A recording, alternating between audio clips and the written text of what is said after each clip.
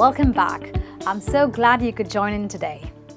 Well, today I'm going to talk about a very interesting topic about responding to unusual situations. Well, certain responses in English seem to be pretty natural. Like, say, for example, if someone says, "Thank you," you're going to say, "You're welcome." Or maybe if someone says, "I love you," if you love the person, you're going to say, "I love you too."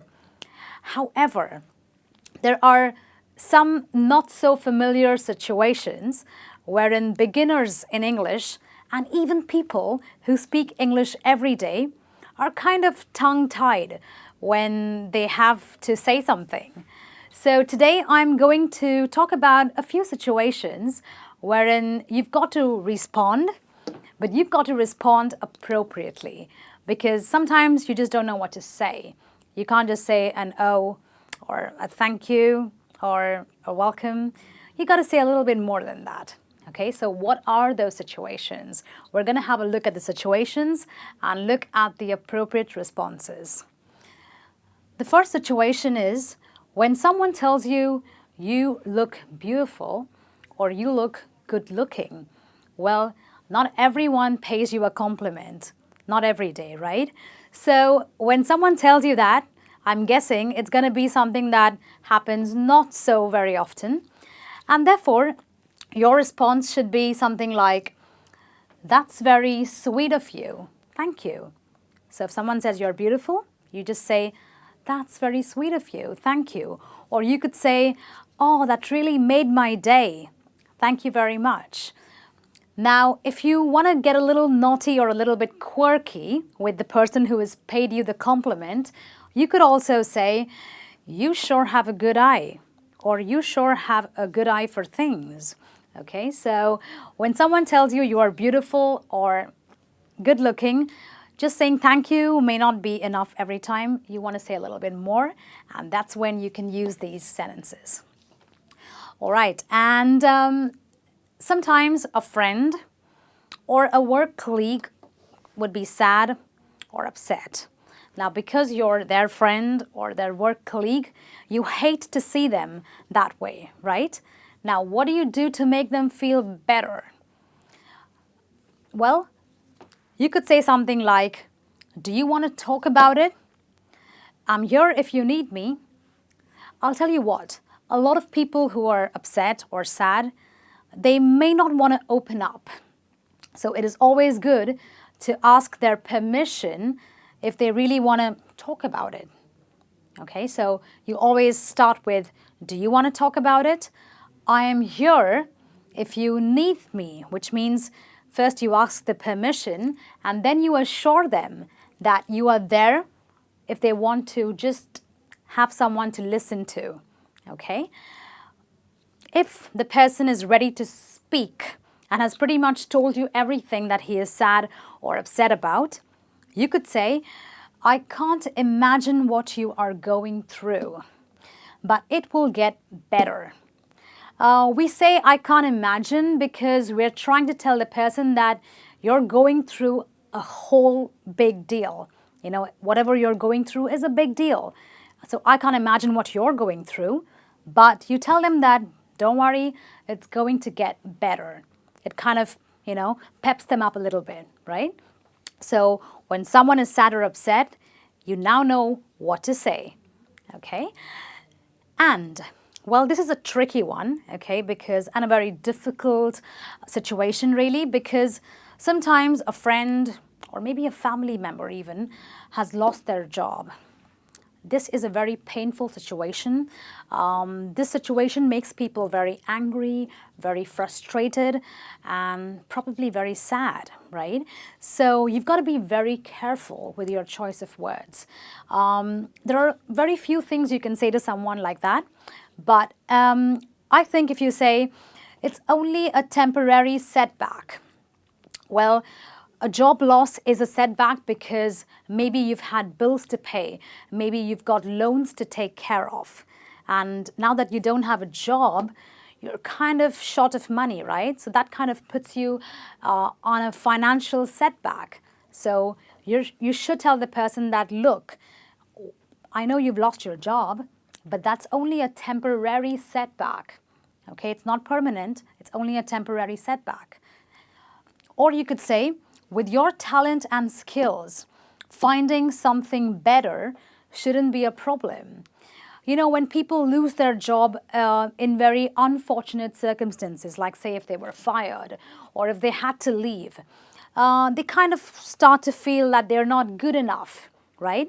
So you've got to make them feel that they are good enough. They can get something better.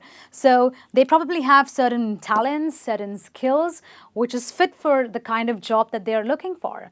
So you've got to tell them that with your talent and skills, finding something better shouldn't be a problem.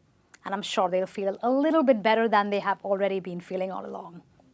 Okay, now we're going to deal with another very unusual situation, okay, but a really nice one. What if you receive an unexpected gift? Well, that's amazing, isn't it? I don't get gifts very often, so if I were to get an unexpected gift, I'd be really happy. Okay, now sometimes you get a gift that you like, sometimes you get a gift that you don't like.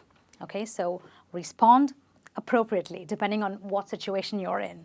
So say for example, you have a gift or you get a gift that you really like, okay? You want a really cute sweater, you got a really nice sweater for Christmas. So you can say something like, I don't know what to say. It's lovely, thank you. You know, why do we say I don't know what to say? When I say I don't know what to say, I'm saying that I'm speechless. I mean, the gift was so amazing. I'm dumbstruck. I don't know what to say. So when you have a gift or receive a gift that you love, you're going to say, I don't know what to say. Thank you. I love it. Okay? Now, sometimes you get a gift that you don't like. Well, what do? Well, you know, sometimes you've got to appreciate the gesture. You know, maybe the gift wasn't that good, but I think you should appreciate the fact that you were, you know, given a gift, that the person thought about you in the first place, right? So you can say something like, that was very kind of you. Don't talk about the gift because you don't like it and you don't want to sound fake, right? So just talk about the gesture, saying that was very kind of you. Thank you. Okay? All right. The next expression, or the next situation, I'm sorry, is again a very tricky situation because we don't know what to do in this case. Suppose a family member of a friend or a relative, one of them passes away. Well, that's a really tragic incident, right? They're going through something very, very intense, something very, very sad. And, well, what do you say? You could begin by saying, I'm terribly sorry for your loss, right? I mean, you can't feel sorry enough for someone who is going through something like that, but conveying the feeling by saying, I'm terribly sorry for your loss is a good start. Sometimes when people are going through a situation like that where, you know, the family member is no more, their life kind of stops for that period of time, maybe like, you know, a week or maybe 2 weeks.